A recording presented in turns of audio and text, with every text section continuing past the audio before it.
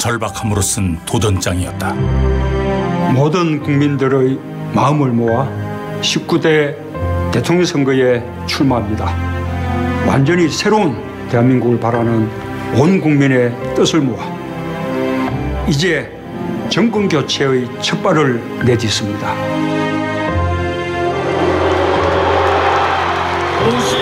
대선 출마를 선언한 후 뜨거운 날들이 이어졌다. 준비된 후보 누구입니까? 대한민국은 변화에 대한 열망으로 들끓었다. 문재인은 그 열망의 한가운데 섰다. 상식이 상식대로 정의가 눈에 보이는 나라다운 나라 원하십니까? 그렇다면 누굽니까?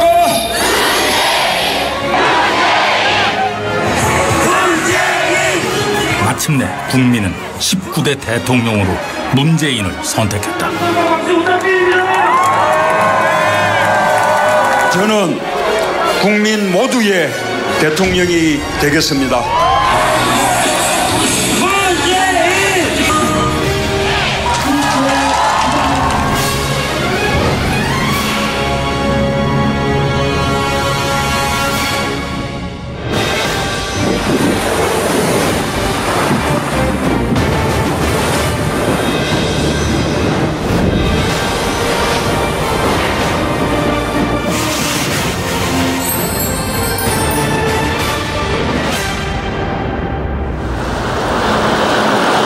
누군가의 인생은 그가 지나온 역사와 함께한다. 문재인의 인생엔 우리 현대사의 궤적이 담겨있다.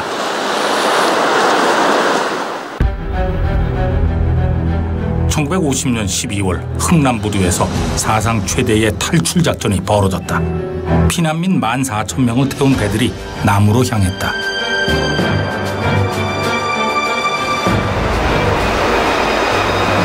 그 탈출 행렬에 문재인의 부모도 있었다.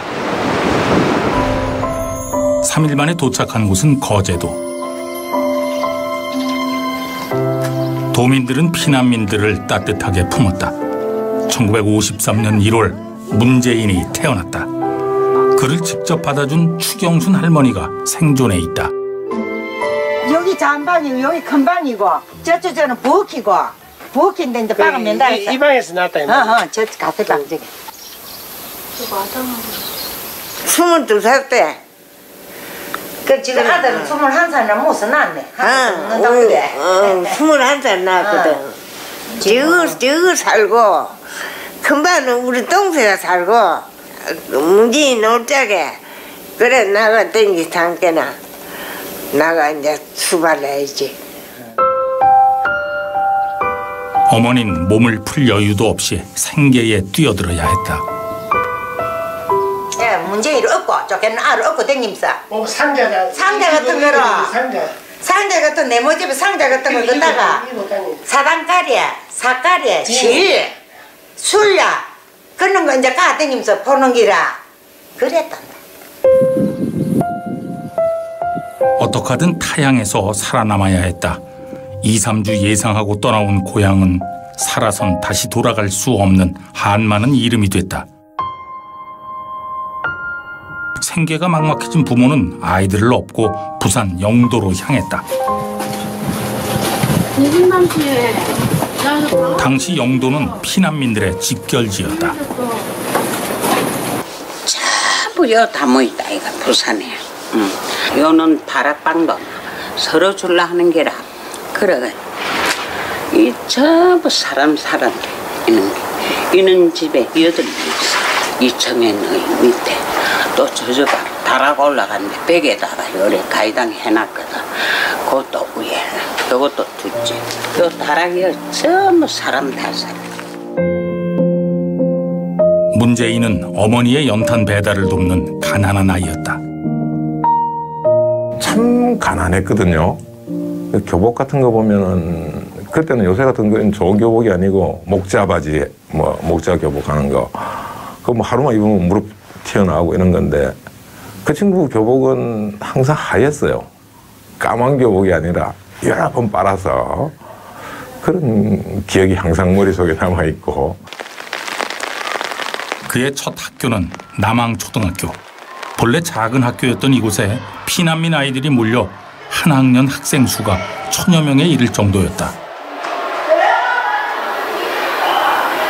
콩나물 교실마다 아이들이 넘쳐났다. 문재인 후보는 65년도 본교육 21회 졸업생입니다. 찾아보니까 제가 6학년 그때 당시 6학년 3반이었는데 6학년 3반의 전체 여기에 따라서 이제 저기 그 오른쪽에 사진을 찾아보면 5번째. 키 작고 몸 약한 데다 유난히 말수 적었던 문재인이 두각을 나타낸 건 중학교 입시 공부를 시작하고부터다. 그 중학교도 입시 제도가 있어서 6명이나 그 경남중학교 또는 부산중학교에 진학시키면 굉장히 공부를 잘했다. 그렇게 이야기를 하고 있습니다. 자랑스럽게 입학한 중학교. 문재인은 처음 빈부격차를 경험한다. 오랜만에 동창들이 모였다. 친구들이 저마다 간직한 기억의 조각들을 꺼내 맞추기 시작했다. 전형주는 요 맞네. 요 뒤에 딱 보고 여기 교실 여기 3화 일반 교실이거든. 원인 교실 맞네 그래. 여기 3화 일반 교실이라 요 교실이. 문재인. 이건 눈이 날카롭게 생긴 거. 잘생기셨는데요? 지금도 잘생겼지 뭐. 그 흑백이니까 윤곽이 뚜렷하게 나타난다 아닙니까? 그 칼라하고 틀린. 알랑드롱까지는 아니고. 떨어진 알랑드롱. 문재인은 앞에 나서는 일이 드물었다. 말없이 늘 듣는 쪽. 그래서 친구들은 문재인의 변화가 놀랍다. 옛날에는 그 말도 잘 못하고 아주 조용한 스타일 잘 못했어요. 굉장히 조용한 학교들 때는 없는 거로 보였을 거야. 그래서 동기들이 기억을 잘 못할 겁니다. 예, 이제 많이 들었대. 어제는 그 하는 거 보니까 많이 들었더라고요. 독서실이라고 있어요. 도서관 위에. 거기는 뭔가 하면은 그 부산은 그 겨울에도 난로를 안 뗍니다, 교실에.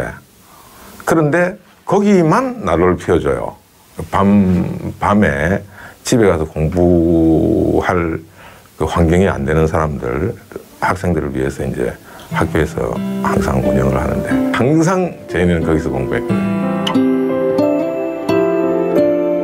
공부는 물론 숱한 소설들을 섭렵한 그는 사회 비평 잡지까지 탐독했다. 사회의식이 싹튼 건 그때부터다. 명문 경남고등학교에 입학했지만 모범생과 거리가 멀었다. 그 시절 별명이 문재야. 하지만 어떤 친구에게 문재인은 결코 잊을 수 없는 정 깊은 학생이었다.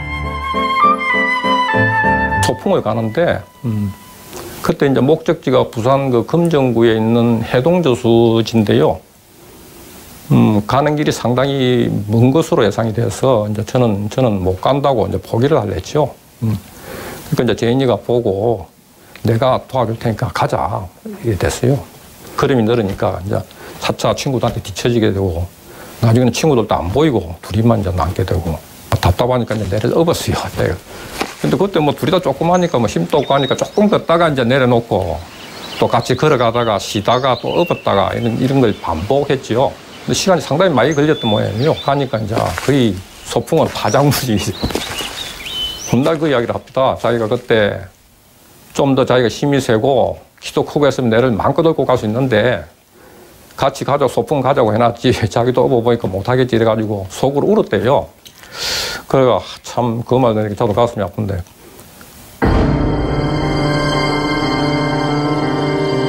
(1969년) 박정희 대통령은 삼선 연임을 위해 개헌을 추진했다. 전국은 삼선 개헌 반대 시위로 들끓었다.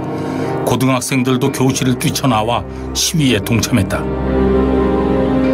당시 교련 거부 운동이 한창이었는데 문재인도 그 속에 있었다. 반발을 할 수밖에 없었어요.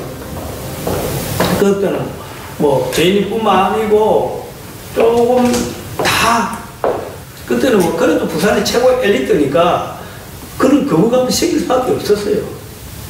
그 뭐 선언하는 것이 아니라 삼성개헌도 반대했는데 그건 당연히 반대할 수밖에 없어요.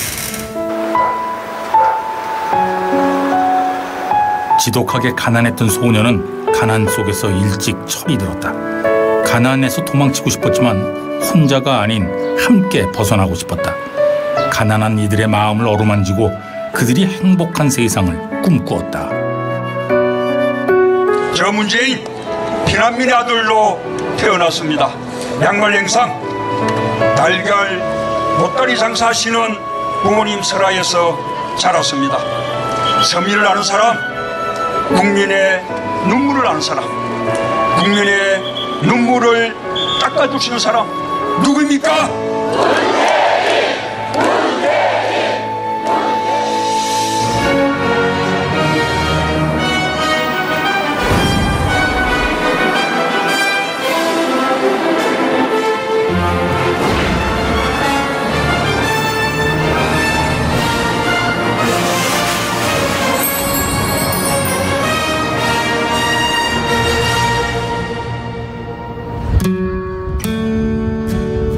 문재인은 재수 끝에 경희대학교 법학과 4년 전액 장학생으로 입학했다.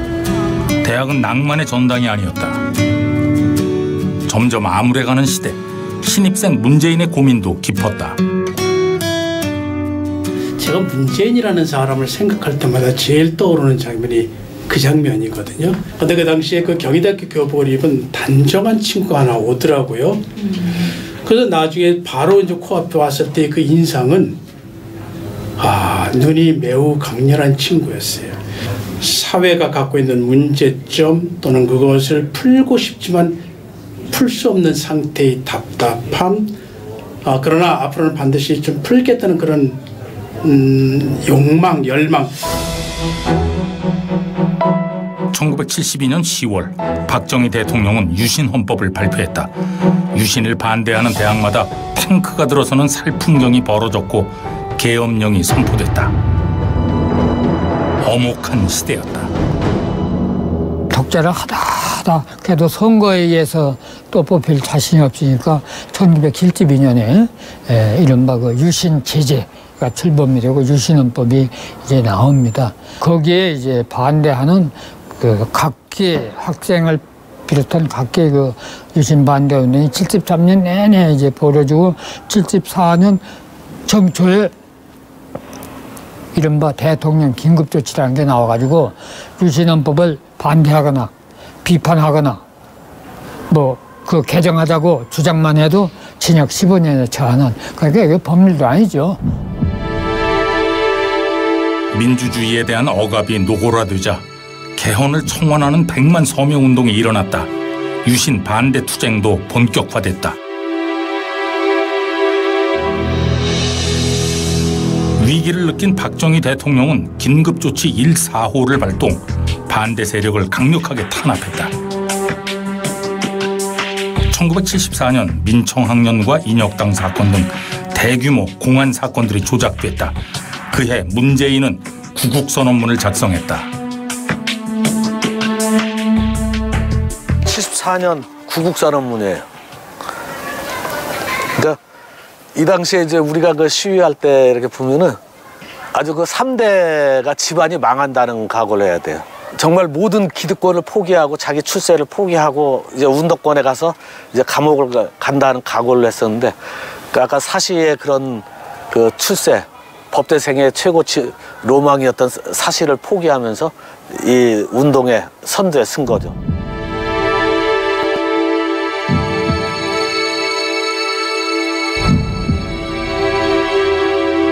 피를 토하는 심정으로 선언문을 한자 한자 써내려갔지만 문재인은 본래 선두에 설 예정이 아니었다.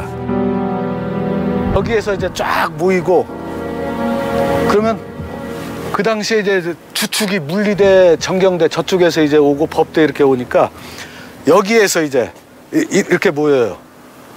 강삼재가 안 나타났었어. 그 경찰에 미리하는. 그러니까 이제 여기서 우왕좌왕하고 이제 흩어질 가니까 그때 이제 이 대호 민주 세력을 유지하기 위해서 문재인이가 여기를 뛰어오른 거지. 높이는 이거지만 지 인생은 여기서 바뀐 거지.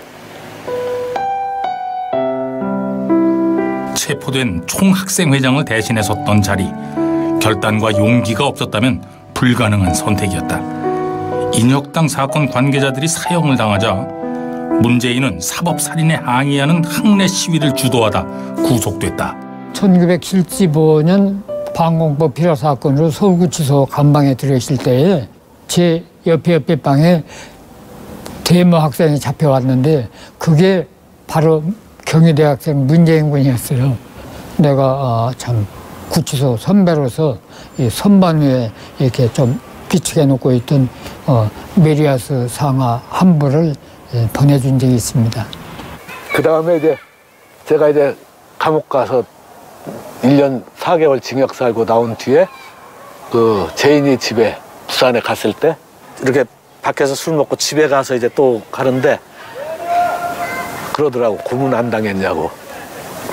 물론 이제 저는 막 전기 고문도 당하고 물고문도 박종철처럼 물고문도 당하고 막 그렇게 있었는데 괜찮다 하니까 그 집에서는 옷을 벗어보라고 하면서 만지고 이렇게 주물르고 그러더라고요. 진짜 괜찮냐고.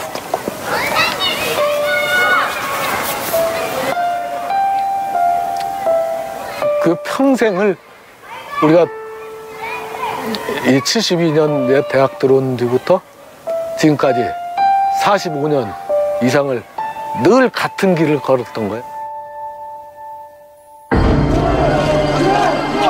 집행유예를 받고 석방됐지만 또 다른 위기가 기다리고 있었다. 신체 검사도 받지 않은 상태에서 입영 영장이 나온 것이다. 명백한 강제 징집이었다. 6주간 훈련 후 배치된 곳이 특전사령부였다. 당시 특전사에서 함께 복무했던 동료들이 모였다. 그럼 저 먼저 내가 누군지 소개하고 그다음 이야기를 하지. 거기서부터 해야죠. 막 계급순인데. 다른 거 가는 그거 뭐 계급이 뭐 있어 똑같이. 안 그래요? 그럼 제가 먼저. 네 그래.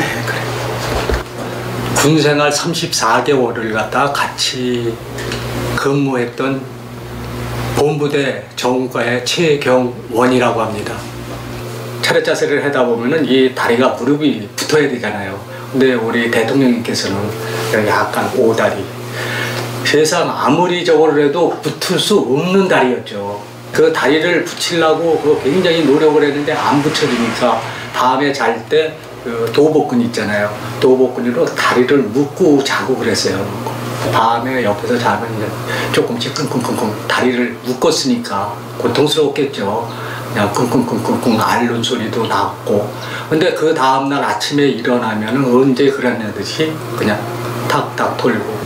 그때 그 군의 징집에서 들어온 녹화 사업으로 들어온 분인데 제가 그걸 안 거는 79년, 80년인가 그때 사법고시 합격자 명단을 보고 알았습니다.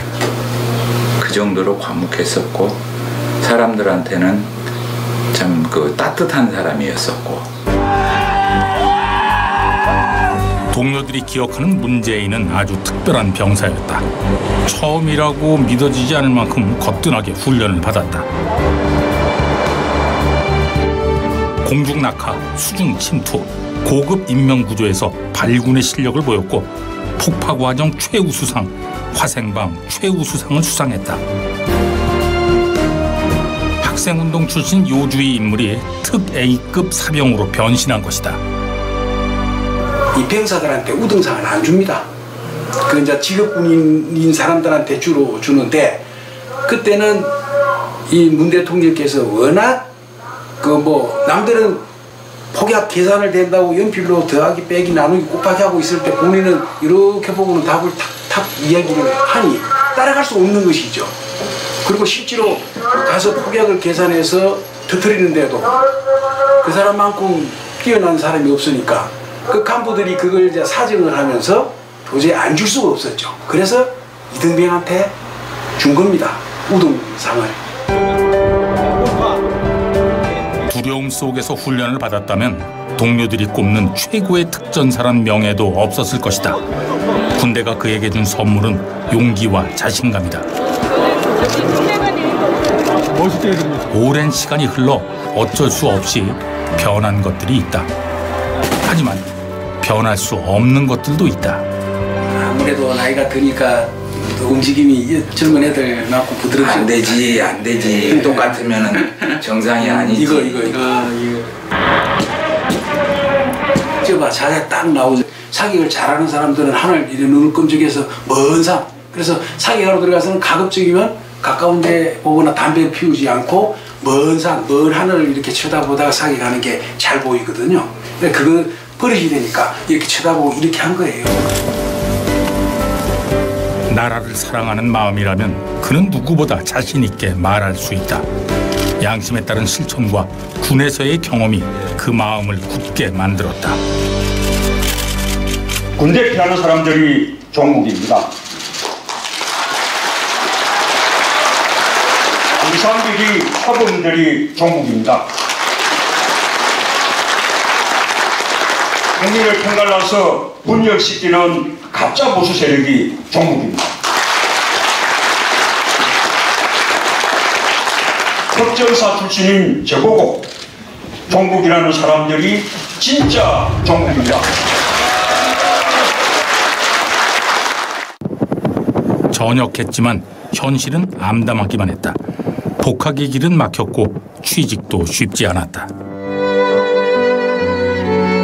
그리고 갑자기 59 아버지가 세상을 떠났다. 불운한 시대에 떠밀려 불행한 삶을 살다 가신 실향민 아버지. 그 외롭고 고단했던 아버지의 등을 아들은 잊어본 적이 없다. 저희 아버님이 그때 돌아가셨거든요. 그러니까 제가 잘 되는 모습을 전혀 이제 보지 못한 채 그냥 고생만 하시고 돌아가셨죠. 지금 저희 어머니가 90이신데 그래도 우리 어머니는 지금은 그래도 제가 이렇게 모시고 있어서 그나마 하는데 우리 아버님께는 끝내 이렇게 잘 되는 모습을 보여주지 못한 것이 지금도 가장 후회스럽고 한도 남아 있습니다. 49제를 마친 문재인은 해남 대흥사로 들어간다. 아버지에 대한 죄책감, 장남으로서의 책임감을 지고 고시 공부에 매달렸다. 그리고 이듬해 사법고시 1차에 합격했다.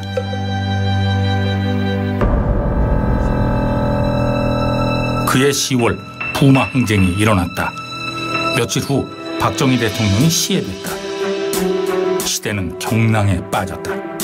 긴급조치가 해제돼 복학한 문재인은 시위를 주도하다 또다시 구속된다. 그리고 유치장에서 2차 사법시험 합격 통지서를 받는다.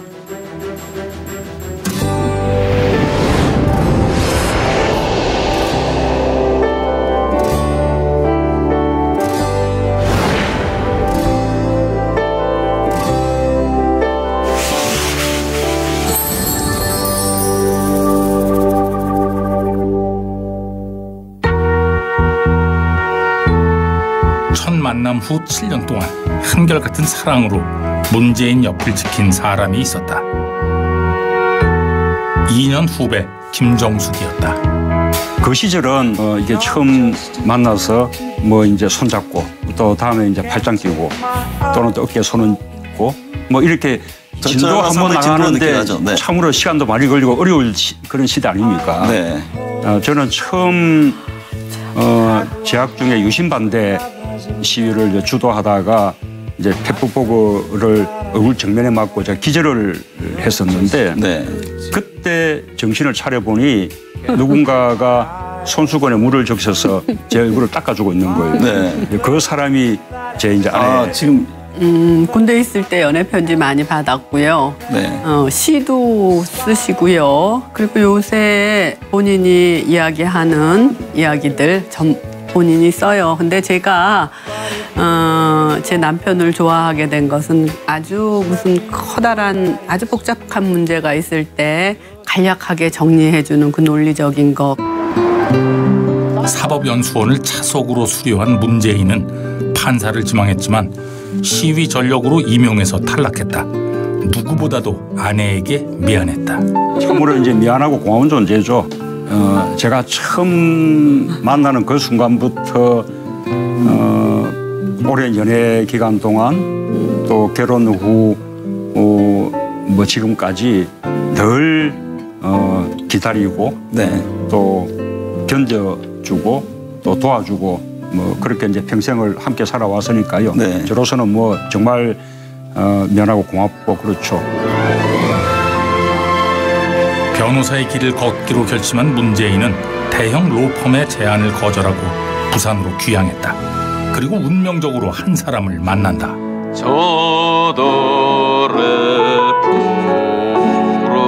변호사 노무현. 의기투합한 두 사람은 노무현, 문재인 합동법률사무소를 열었다. 이 사무소는 경남 일대의 노동인권 사건을 총괄하는 센터 역할을 했다. 거의 뭐 부산, 경남의 노동 사건이나 뭐 하여튼 시국 사건들은 거의 다 왔어요. 그러니까 일이 뭐 늘 앉아서 글 써야 돼요. 그래 뭐 퇴근하실 때도 보면 가방에 늘 일거리를 갖고 가세요. 그러니까 토, 일요일은 예사로 이제 출근을 하시는 거예요. 예사로. 노무현과 문재인. 지향점은 같았지만 성격은 판이했다. 1987년 열린 범국민 추도대회. 부산에서 두 변호사가 연행됐는데 둘의 조선은 달라도 너무 달랐다. 도서도 완전히 달라질 수밖에 없는 거죠. 노무현은 투사예요. 이제 그때는 투사기 때문에 진술 거부. 문 여사님은 조목조목 변호사답게 다 반박하고 그러셨다고 노 여사님. 뭐 길거리에 덜렀고 뭐. 근데 문 여사님은 난 도저히 거래를 못 하겠다. 도저히 거래를 못 하겠다. 적극적으로 찬성을 하긴 하는데 문 여사님 그게 좀 진짜 신사하면서 그런 거죠. 네. 당시 부산 경남 지역 노동 판례 모음집을 보면 변호사 문재인의 이름이 끊임없이 등장한다. 문재인만큼 노동 변론을 많이 한 변호사는 드물었다. 억울하고 답답한 처지를 호소하기 위해 숱한 노동자들이 그를 찾아왔다. 80년대, 90년대 그때 이제 신발공장이 이제 계속 이렇게 사양화되면서 이제 회사가 문을 닫았고 폐업을 할 때인데 이제 그때 당시에 이제 저희 회사에서도 이제 폐업을 하게 되면서 회사가 일방적으로 그러면서 이제 싸움이 일어나게 된 거죠. 그러니까 투쟁을 하게 되면서 10여 명이 이제 기소되고 몇 분은 이제 구속도 되시고 이제 그러는 과정에서 저희들이 이제 뭐 그런 법적인 것도 잘 모르고 그러니까 그때 이제 힘이 돼주셨고 이제 찾아갔던 곳이 이제 문재인님 변호사 사무실이었습니다. 저희 얘기들을 끝까지 이제 들어주시고 그리고 저희들을 위해서 변론을 해주셨던 그런 분이셨지요. 기억에 나는 게 한 아주머니께서 이제 같이 올라갔다가 사무실에 내려오시면서 이제 우리도 변호사 백이 있다고 막 그러시면서 너무 좋아가지고 하셨던 그런 기억이 납니다.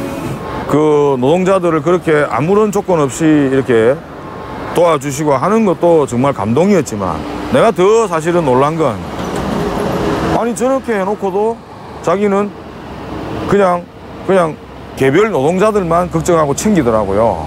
그리고 이게 어떤 사안이 돼가지고 자기가 이렇게 전국적 사안이나 정치적 이슈가 되는 걸 원하지 않더라고요. 저분은 그냥 개별 사람, 그러니까 개별 노동자면 노동자에게 사람이 소중했던 거예요.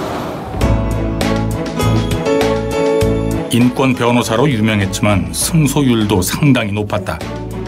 동료 변호사들이 꼽는 성공의 비결은 다양했다. 법률가로서 굉장히 아주 뛰어나시고 논리적이고 하신 것도 물론 탁월하셨지만 이제 마음이 좀 따뜻한 분이셨죠.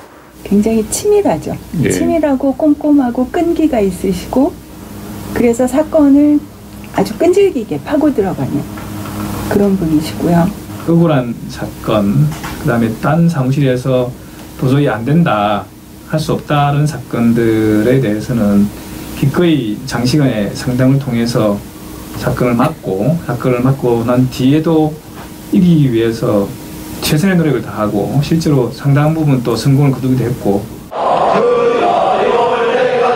문재인이 변호를 맡았던 가장 큰 사건 중 하나가 1989년 일어난 부산 동의대 사건이다. 도서관을 점거, 농성하던 학생들을 진압하기 위해 경찰들이 투입되었다가 여러 명이 목숨을 잃었다.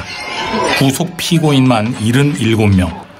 문재인은 공동 변호인단을 꾸려 변호했다. 모든 재판의 모든 것을 다 바칩니다. 문재인 변호사는 가보면 문재인 변호사가 사용하는 용어는 법정의 용어가 아니에요. 주로 인권 관련되는 사상 관련되는 사건들이 많기 때문에 그분이 사용한 용어는 법원에서 변호인들, 검사가 사용한 용어가 아니에요. 더 다른 용어로 변론을 진행합니다. 그러면 재판부, 검찰, 방청객 다 감동하죠. 최종 수비수 같은 마지막 골키퍼 같은 최종 수비수 같은 그런 느낌. 그렇게 좀 든든한 백 같은 그런 사람. 모든 국민의 인권이 보장받는 나라를 만들겠습니다. 힘없고 백 없는 사람도 원칙 지키고 상식 지키면 잘 살 수 있는 그런 세상 만들겠습니다.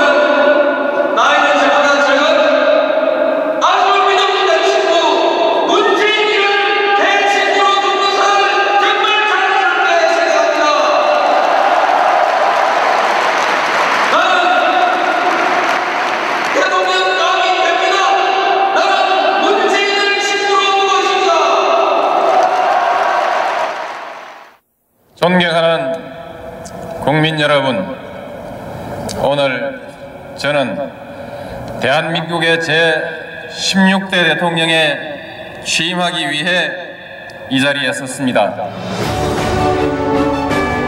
2002년 참여정부가 출범하면서 노무현 대통령은 문재인을 민정수석으로 임명했다.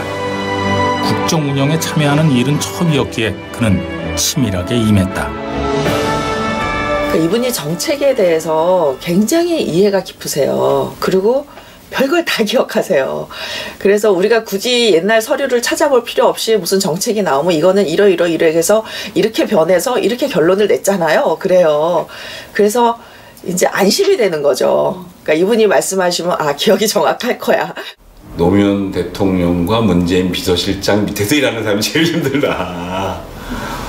그럴 수밖에 없는 게 모든 사안에서 그걸 요구하시는 건데 같이 토론하고 회의할 때면 반드시 그렇게 해야 되고 이게 아이디어가 많은 그리고 생각이 많으신 노무현 대통령과 그리고 그 일을 정말 처음부터 끝까지 완벽하게 이해해야 일을 진행하는 문재인 비서실장 밑에서 또는 함께 일했던 사람들은 정말 힘들기도 했지만 공부를 정말 많이 했다고 봐야죠. 예. 그 두 분의 또 공통점이에요. 그게 뭐냐면 낯가림이 되게 심해요. 낯가림이 심해서 그렇게 친한 체를 잘 못하시는. 그러니까 사실은 정치인은 악수 잘 몰라도 아닌 체하고 이런 게 이제 표와 직결되잖아요. 그냥 그윽한 눈빛으로 그냥 소통하려고 그러지 그걸 입으로 뭐 고맙다고 그러고 뭐 이런 소리 잘 안 하시죠. 깨끗하게 못한 면이 조금 있는데 청와대 시절 문재인은 철저한 자기관리, 주변 관리로 유명했다. 그래서 오해도 사고 미움도 받았다. 하지만 어려울수록 더욱 원칙을 지켰다. 얘는 뭐 소박한 건 뭐 다 유명하죠. 뭐 이게 서울에 올라가셔야 되는데 그냥 비닐봉지에 그냥 짐 싸들고 올라가시는 그런 자세. 일체 전화를 안 받았다 그러더라고. 받고 말을 들으면은 뭐 사람이 그럴 수 있으니까 동창이고 동기고 완전히 다 끊었대요. 그냥 원칙주의자세요. 그래서 이렇게 뭐 약간의 그 타협 뭐 이런 얘기를 하면 이제 이렇게 뭐라 그러나 핀잔을 받아요. 뭐 그렇게 얕은 술을 쓰려 그러냐. 그래서 그냥 전공법으로 갑시다. 상당히 이제 지쳤고 그다음에 또 우선은 이제 건강이 좀 많이 좀 상했습니다. 저는 이제 허가분을 보여서 청와대에 들어온 지 1년 만에 이가 10개나 빠질 만큼 경무에 시달렸던 문재인은 민정수석을 사퇴한다. 그리고 2004년 2월 가장 가고 싶었던 곳 히말라야로 트레킹을 떠난다. 지친 자신을 안아주는 산, 투명한 공기, 별이 쏟아지는 밤하늘, 보상은 충분했다. 그러나 휴식은 길지 못했다.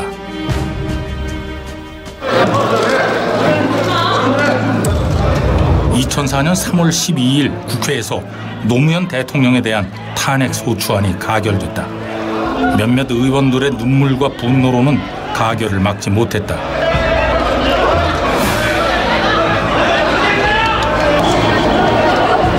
대한민국은 촛불로 물들었다. 당시 국민들은 탄핵 소추안을 통과시킨 국회에 대한 분노를 촛불로 표현했다. 귀국한 문재인은 법정 대응 전반을 조율하는 역할을 맡았다. 그 점에 대해서도 저희가 적절히 그 법정에서 반박을 하도록 그렇게 하겠습니다. 김기춘은 대통령 탄핵소추위원장이었다. 우리 국민들은 헌법재판소의 심판을 냉철하게 기다리고 계시는 것이 옳은 태도라고 생각을 합니다. 의견님 국회가 지금까지 어떤 얘기 하실 건가요? 당시 국민들은 압도적으로 탄핵 기각을 소망했다.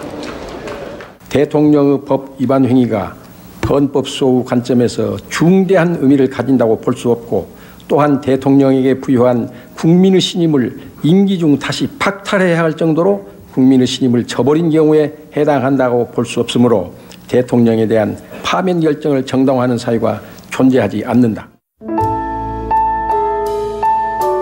청와대로 돌아간 문재인은 시민사회 수석, 민정수석, 비서실장을 재임하며 한결같이 노무현 곁을 지켰다.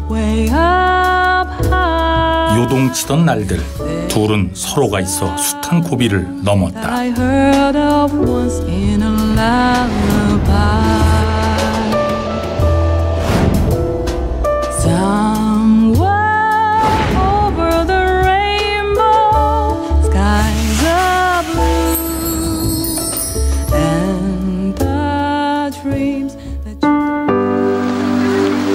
참여정부가 막을 내렸다. 자연인으로 돌아간 노무현은 봉하마을에서 평화로운 인생 2막을 꿈꾸었다. 문재인도 홀가분한 마음으로 양산 시골 집으로 돌아갔다. 아내와 평온한 삶을 살고 싶다는 소망과 달리 그의 인생에서 가장 고통스러운 시간이 기다리고 있었다.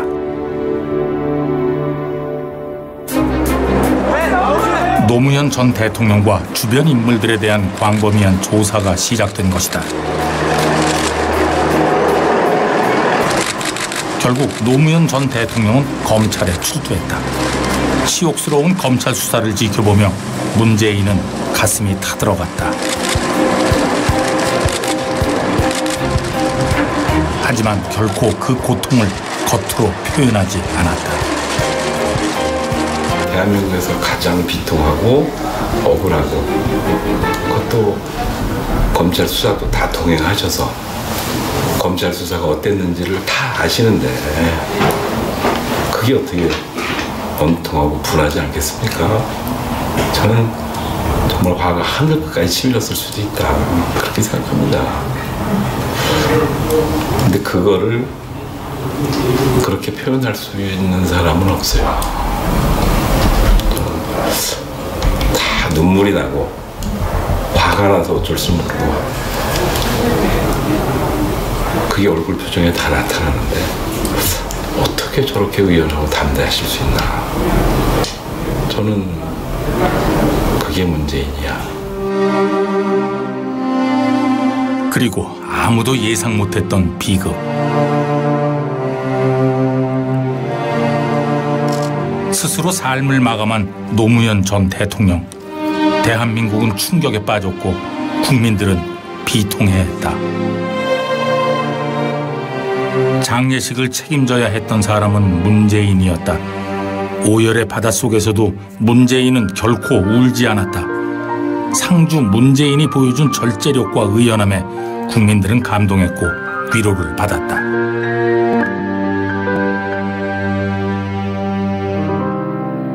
제가 직접 후보님께서 우시는 걸 본 건 대통령님 서거 때도 못 봤고요. 저도 그때는 제대로 울지도 못했고 그랬는데 영화 광해를 이제 지난 대선 때 광해 관람을 하시고 나서 그러니까 한동안 나오시질 못하셨어요.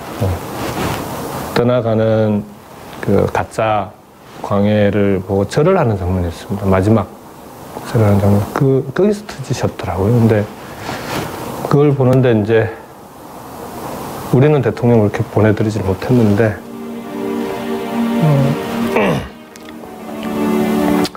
대통령께 이제 작별 인사도 이제 못한 거죠.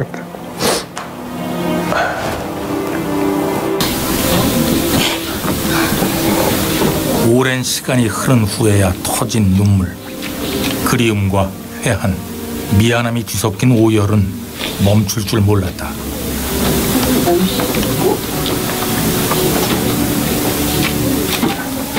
그는 아직 친구를 보내지 못했던 것이다.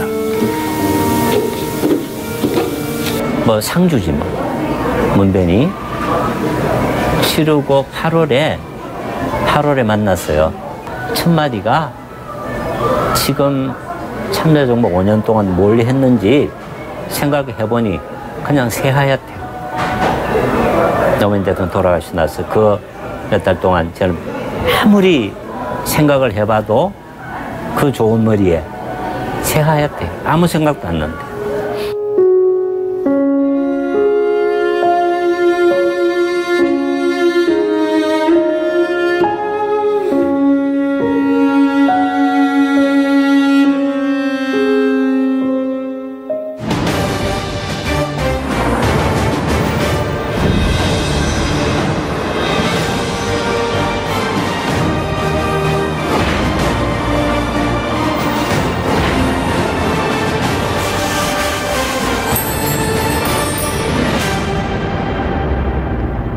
저희에게 남기신 유언이셨어요. 네. 그러니까 민주당의 힘만 가지고는 정권 교체가 어려우니 네.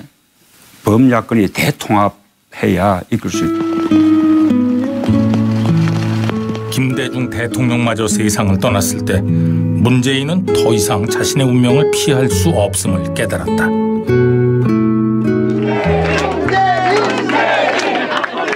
부산 사상구에서 국회의원으로 출마한 그는 민주당 기치를 들고 당선돼 정치의 문을 열었다. 운명이라고 하잖아요. 그 운명이 친구 노무현의 죽음, 그리고 김대중 대통령의 잇따른 죽음, 그리고 주변에 있는 사람들의 정말 간곡한 권유, 그리고 본인이 살아오면서 도망치지 않았던 그 역사에 대한 책임감, 그런 거 아닌가 싶어요. 총선 승리 2달 만에 18대 대선 출마 선언.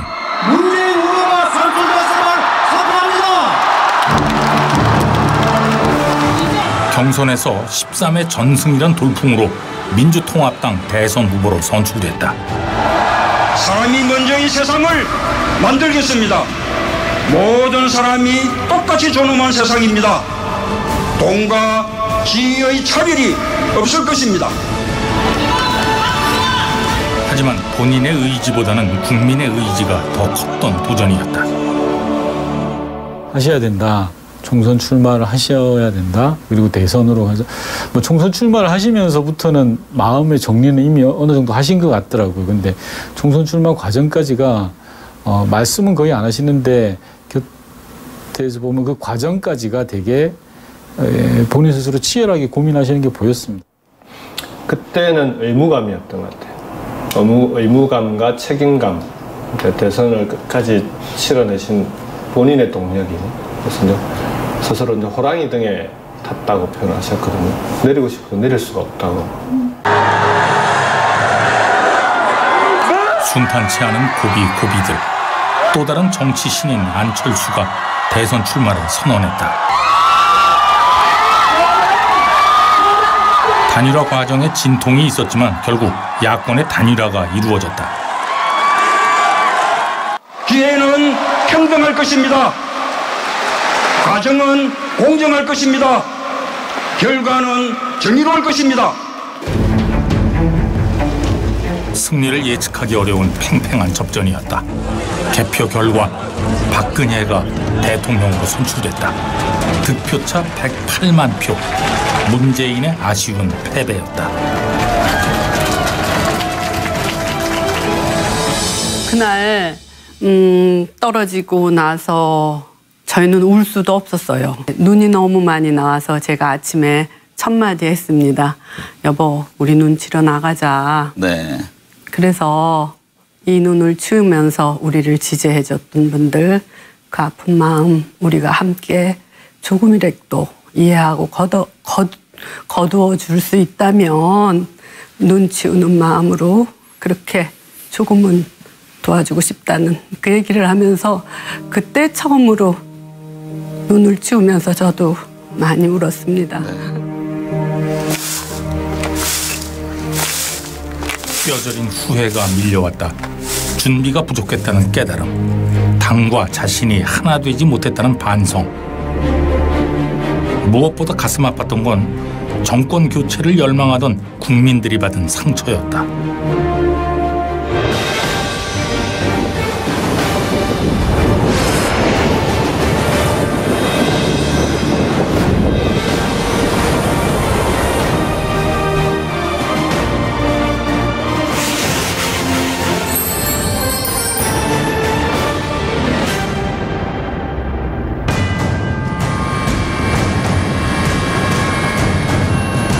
(2014년 4월 16일) 세월호가 침몰했다. 476명의 탑승자 중 304명이 배를 빠져나오지 못했다. 구명조끼를 학생들은 입었다고 하는데 그렇게 발견하기가 힘듭니까?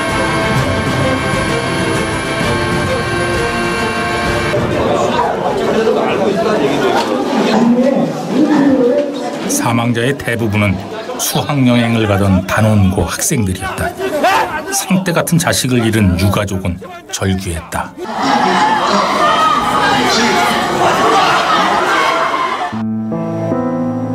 함께 하는 일 말고는 어떤 말도 어떤 위로도 함부로 건넬 수 없었다.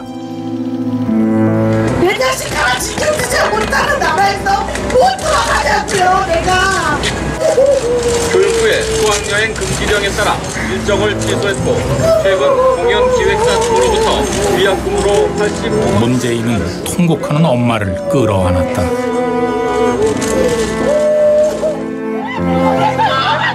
세월호가 왜 침몰했는지, 아이들을 왜 구할 수 없었는지 아직도 답을 듣지 못한 유족들. 무슨 말씀 드리겠습니까? 말보다 필요한 것들이 있었다. 곡기를 끄는 유민 아빠를 살리기 위해 문재인은 단식을 시작하며 세월호 특별법 제정을 강력하게 요구했다.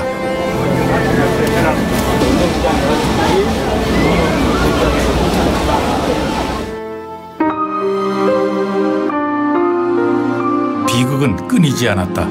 백남기 농민이 시위 중 물대포를 맞고 쓰러졌다. 귀한 목숨을 더 이상 잃지 않아야 했다. 국가가 응당 감사해야 할 사람들을 만나야 했다. 우리 같은 사람에 대해서는 신경 쓰지 마시고 국사일을 돌보세요. 걱정하지 마시고. 이보다 더 중요한 국사가 없습니다. 아픔이 치유되어간 3년이 아니라 아픔이 갈수록 커져간 3년이었습니다. 촛불도 새로운 대한민국의 다짐으로 세월호로부터 시작되었습니다. 세월호의 아이들이 촛불광장을 밝혀준 별빛이 되었습니다. 시대를 바꾸고 정치를 바꾸기 위해 문재인은 다시 대선 도전을 결심했다. 그가 당면한 숙제는 당부터 개혁하는 일이었다. 그래서 온갖 우려 속에서도 당대표에 도전했다. 결국 당대표 돼서 상처만 남지 성공할 수가 거의 불가능하다는 거예요. 언론 환경을 보면.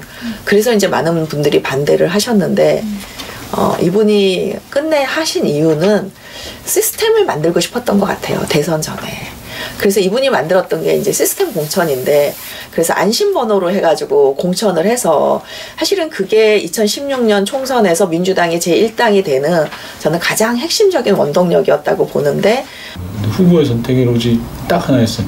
당을 바꿔야 이긴다는 거였어요. 네. 다른 모든 내가 진흙탕에 뒹굴어서 나의 이미지가 훼손되고 또는 상처받을 수도 있고 또는 욕을 먹을 수도 있지만 중요한 거는 대선에 이기려고 보니까 당이 바뀌지 않으면 안 된다. 그래서 당을 바꿔야 대선에 이길 수도 있다. 이게 당시 후보님의 말씀이었어요.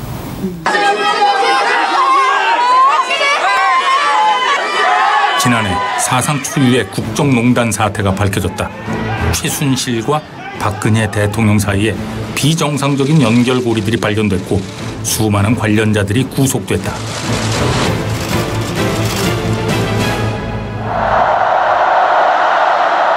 광장은 촛불로 뜨겁게 타올랐다. 무려 반년간이나 지속된 촛불 시위, 누적 참가 인원만 1,700만 명이었다. 국민의 분노는 하늘을 찔렀지만 전 세계 유례가 없는 평화로운 시위였다. 그리고 촛불 속에 늘 문재인이 있었다. 광장에서, 거리에서 그는 국민과 함께하고자 했다.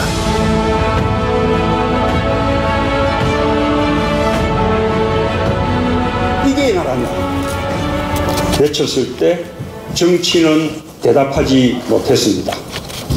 정치가 못한 일을 촛불이 했습니다.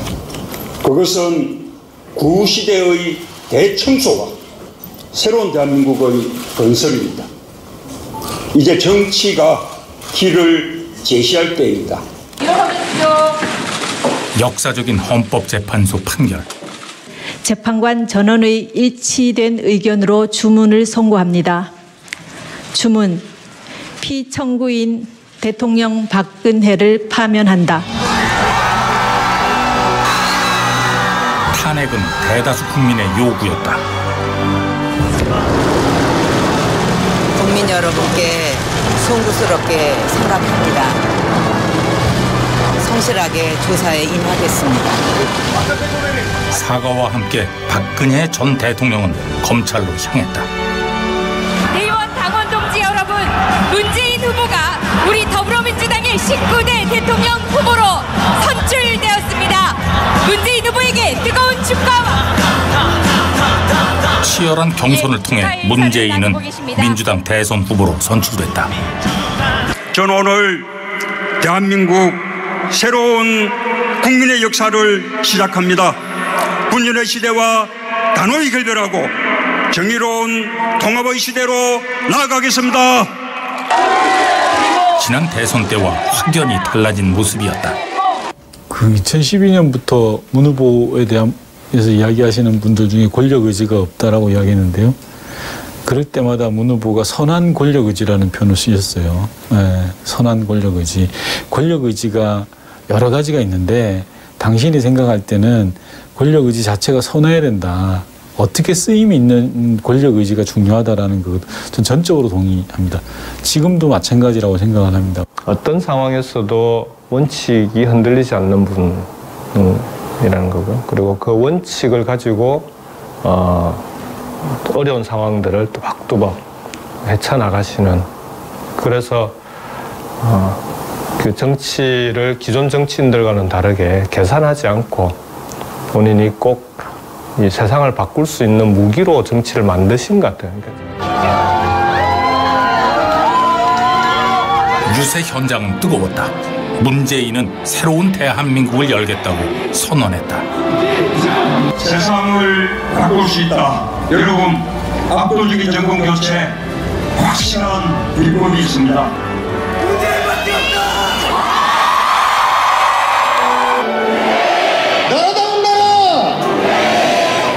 사람이 먼저다라는 말씀을 마음 가운데 지금까지도 간직하고 있습니다. 지금 8개월 동안 굳이 8개월 동안 됐어야지. 꼭 안아주시죠. 높은 사전 투표로 프리허그 공약이 이루어졌다. 그는 시민들의 이야기에 귀 기울였고 포옹으로 약속을 다짐했다. 저는 미국 아틀란타에서 온 정주호라고 합니다. 끝날 때까지 끝난 게 아닙니다.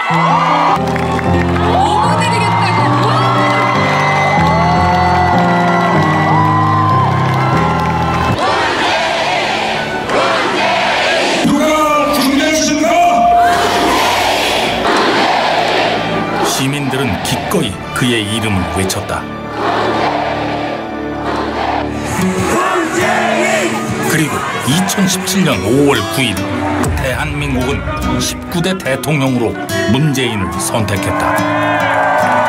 저는 국민 모두의 대통령이 되겠습니다.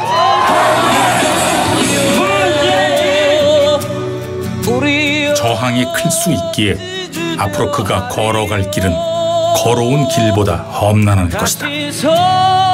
하지만 타협하지 않는다는 약속, 공정한 세상을 만들고 싶다는 간절한 꿈을 국민은 기억하고 있다.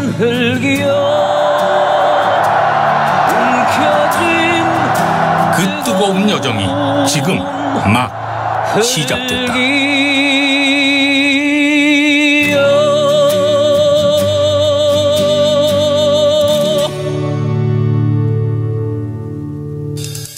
평화 대통령이 되기를 좀 기대하고 더 나아가서 통일 대통령으로 나가주셨으면 좋겠습니다. 비정상인 사회, 제발 정상적인 사회로 되돌려 주십시오. 지금 저희 아들은 비정규직으로 200만 원 이하의 돈을 받고 있는데 같이 보탬이 돼서 갈 수 있었으면 좋겠습니다. 하루 24시간 열심히 일하고 살고 있고 그런데 다들 살기가 너무 바쁘게요. 정말 청년들의 어려움을 좀 보살펴주고 신경 써주는 그런 사람이 되었으면 하는 바람입니다. 정말로 저희 세대도 아니고 이 아이들을 위한 우리 이 친구들을 위해서 조금 더 노력해 주셨으면 감사하겠습니다.